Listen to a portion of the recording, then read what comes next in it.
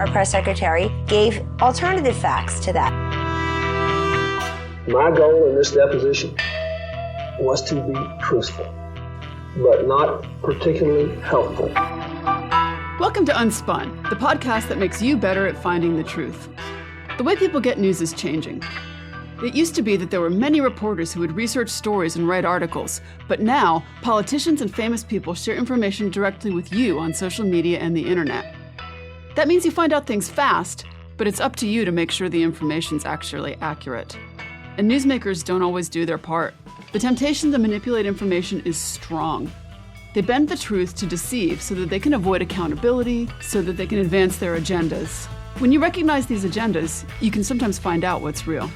And we're at a crossroads where anyone can share anything online, so it's important to sharpen your critical thinking skills.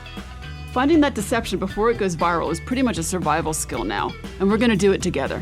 Let's get unspun.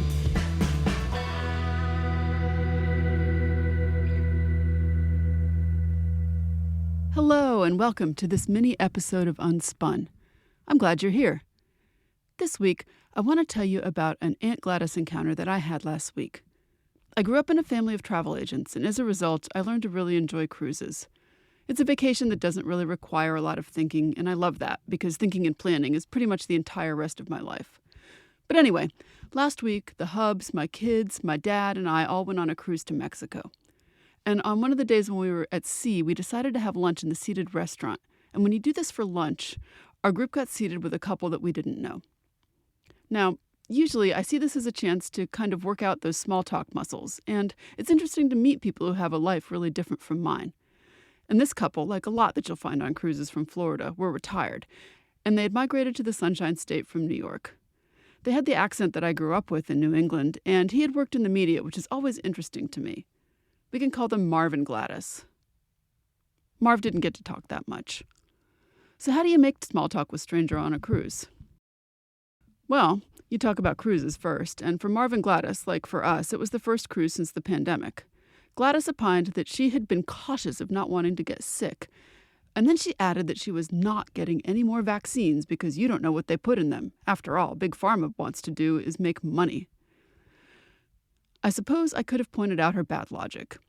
It's not a given that making money means that vaccines don't work or will hurt you, and for the record, I'm a big fan of vaccination myself. But I didn't. Instead, I put to use one of my favorite quotes from The Art of War by Chinese philosopher Sun Tzu. If you know the enemy and know yourself, your victory will not stand in doubt. Now, we talked a few episodes ago about how making people feel dumb or presenting them with information that isn't what they already believe probably is not going to make them change their minds. So, changing their mind isn't really a useful goal. And honestly, it's probably just going to make me frustrated. So Sun Tzu says in that quote, and in a bunch more in The Art of War, that you need to start by understanding your enemy. He says that in that way, quote, the opportunity of defeating the enemy is provided by the enemy himself. So, practically speaking, I don't have a whole lot of incentive to try to challenge someone I don't even know in the hopes of making a world a better place or whatever. And your mileage may vary on this, but for me, there's a personal reason as well. I feel like even if people have some ideas I may not agree with, or maybe even do some things I don't like, that doesn't necessarily mean that the whole person is intolerable. There's some clear exceptions to this, of course. I do have some clear boundaries on things that are a no-go. But, for example, I have no interest in hunting. And honestly, I find those flex photos people post with the zebras they paid big bucks to travel to another continent to go kill pretty off-putting. However, just because someone is a hunter doesn't mean I won't have anything to do with them. We can have a conversation, and I can learn about why it's important to them. And I've done that. I've learned about things like family rituals, about the overpopulation of some animals that humans caused, and I've even talked to one guy who liked bow hunting and donated his spoils to a program that provides meat for poor families. Anyway, back to the point. Here we are at lunch. And Gladys, she has a lot of opinions about the cruise we're on. It's too cold everywhere. The food just isn't as good as it used to be. The complaining is getting to be kind of a bummer, so I changed the subject. Where are you from, Gladys? She's from right outside New York City originally, so we mentioned that we had been to New York the last summer. We got to talking about the theater, and she talks about how she and Marv used to be big theater goers. In fact, they saw Hamilton 3 times. Now, of course, the tickets are highway robberies, she tells me. Marv keeps eating his soup. while Gladys tells me that she won't go to New York now because of, quote, all the immigrants. Ruh-roh. I keep biting my tongue, mentioning that I thought some of the history in Hamilton was new to me and wasn't that neat and wasn't that cast talented. The meal continues. We hear about Gladys's teen granddaughter who apparently has a technology addiction like the one you see on the news. Gladys's daughter is having trouble finding something for the granddaughter to do because she's off a week early because she's in private school because you just can't put a kid in public school today. I briefly consider asking exactly why, but I decide I'm probably better off not. I do mention that my kids have gone to great public schools and how much I appreciate those hardworking teachers. Gladys looks a little shocked, but she lets it go. And dessert's here. I ask what kinds of things they do for fun in Florida. Marv volunteers that he does the New York Times crossword every day to keep his mind sharp. Gladys says, I hate the New York Times, but we subscribe so Marv can have his puzzles. Those puzzles are fun, we can agree. We wish Marv and Gladys a happy holiday and my family leaves. And when we're alone, we note that we don't often have conversations with people whose views are so different from ours. But that's okay. It's important to understand how other people think. As Sun Tzu said, remember, the opportunity of defeating the enemy is provided by the enemy himself. And talking with Gladys actually gave me some insight into how she thinks and maybe even some hope. She's down on shots right now, but she's had them in the past. And I'm not the kind of doctor who anybody should be asking for advice on health decisions, but I think her actual physician might be able to persuade her. That attitude on immigration kind of makes me cringe. But the watching of a musical that literally has a song called Immigrants, We Get the Job Done maybe will make Gladys think at some point. Up against the news that she sees that talks about pharma and kids and their phones, it might not win, but maybe it will. And thank you, Marv, and your puzzles. Gladys may say she hates the Times, but she still subscribes and reads it, and that is not nothing. I need to take a quick break. But when I come back, I'll have a few tips from communication studies on how to talk with the Aunt Gladys in your life.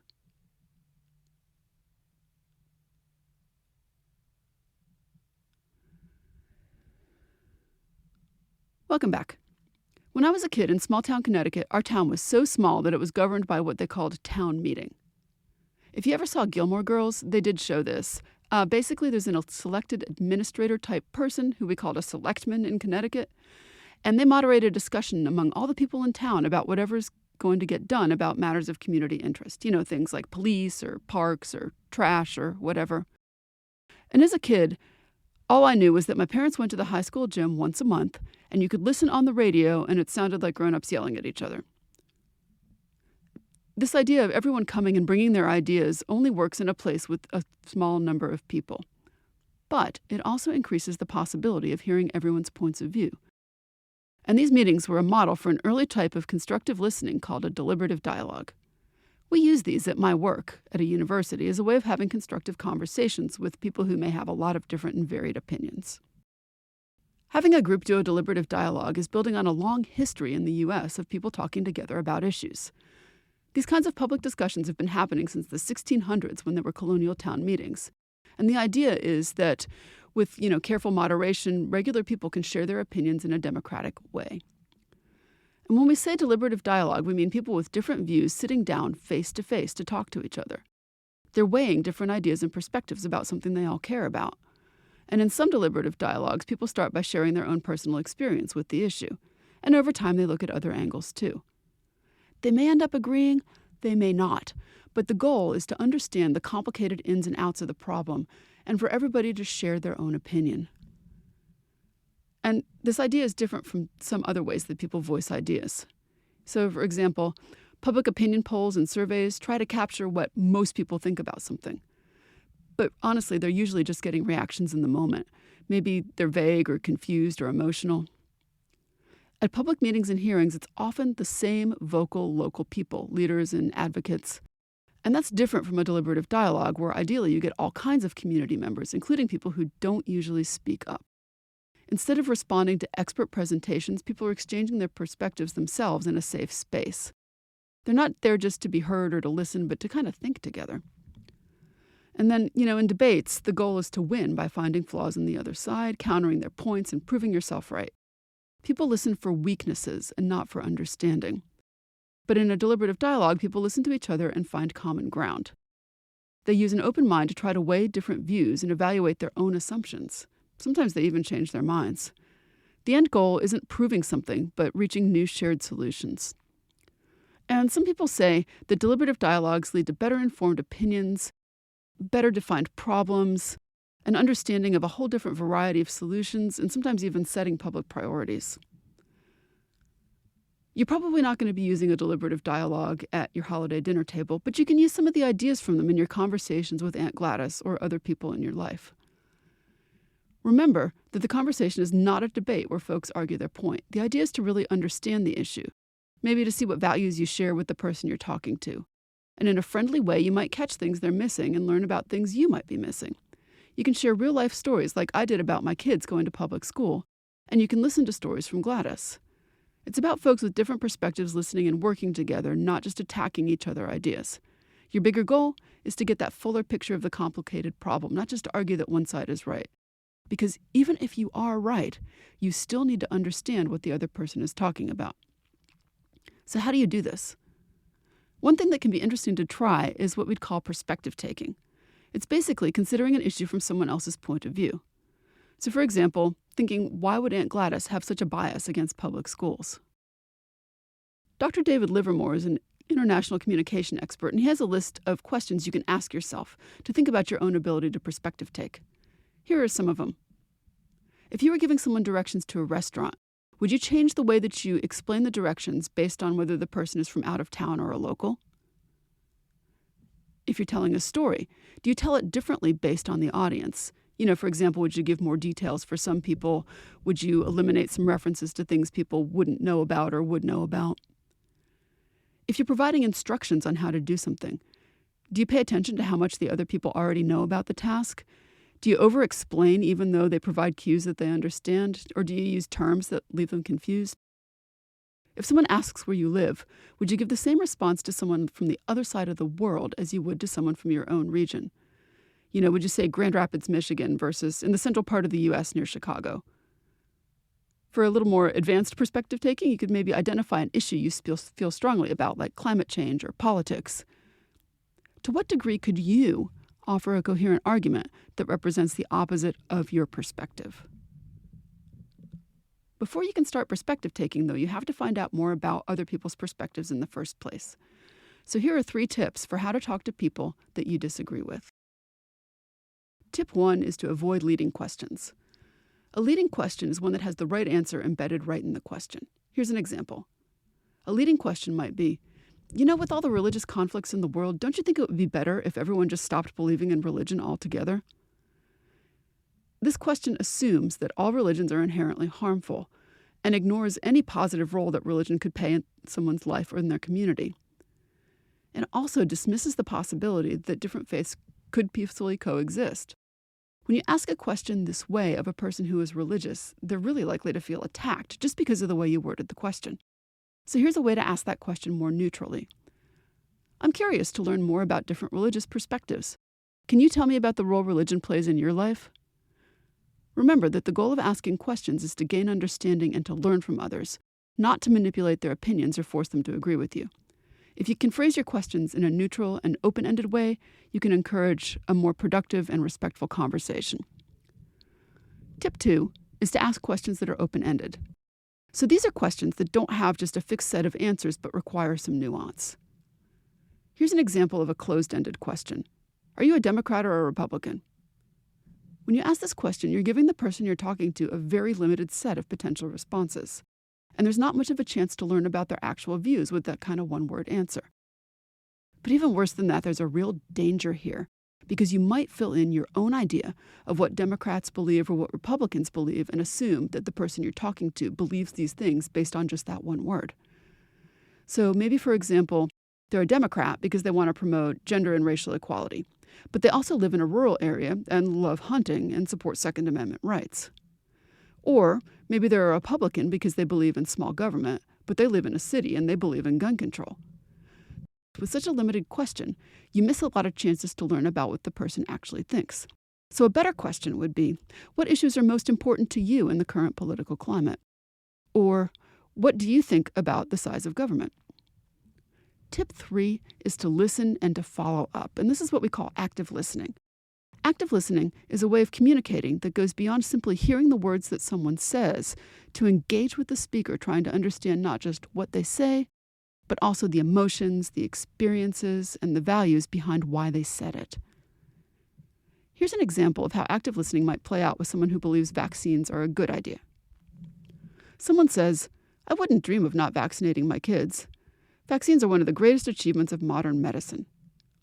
As an active listener, you could show how you are interested in paying attention by saying, "That's interesting. Can you tell me more about why you feel so strongly about vaccinations?" You could also choose to ask a clarifying question like, "Oh, have you had any personal experiences that solidified your belief in vaccines?" You could try to paraphrase to make sure that you're understanding them by saying something like, "So it sounds like you believe that vaccines are essential because they prevent serious illnesses." And you can acknowledge their feelings by saying something similar to, "I understand that some people have concerns about vaccines, but it sounds like you feel pretty confident in their benefits." Again, you don't have to agree with them, but it does help you to understand where they are coming from. So wrapping up this episode, think of it this way. Just as Sun Tzu encouraged you to know your enemy in battle, we've uncovered some secrets to navigating disagreements. You have to start with understanding. Remember those 3 tips: asking open-ended questions, active listening, and steering clear of those leading questions. They're not just tactics, they're keys to help unlock understanding and maybe bridge the divide between you and Gladys. So as we gear up for a new year and approach an upcoming presidential election here in the U.S., the battlefield of ideas is going to be buzzing. But instead of wielding weapons, we can arm ourselves with empathy and curiosity. It just works better. So before diving into debates, take a beat. Consider Sun Tzu's wisdom. Seek to understand deeply before you try to change minds. And when you do it, you might just find some common ground that paves the way ahead. Or at least maybe you don't have to dread dinner with Aunt Gladys quite so much. Thanks for listening. Thanks for getting UnSpun with me this week. UnSpun is a production of me, Amanda Sturgill, and is a proud member of the MSW Media family of podcasts. Send me your thoughts and ideas about trickery in the news on Gmail at theunspunpodcast@gmail.com. I even write back. And find this episode's show notes and more information at theunspunpodcast.substack.com. Want to learn more and get smarter? Check out my book, Detecting Deception: Tools to Fight Fake News, which is available on Amazon or your favorite online bookseller. And until next time, stay sharp, everyone.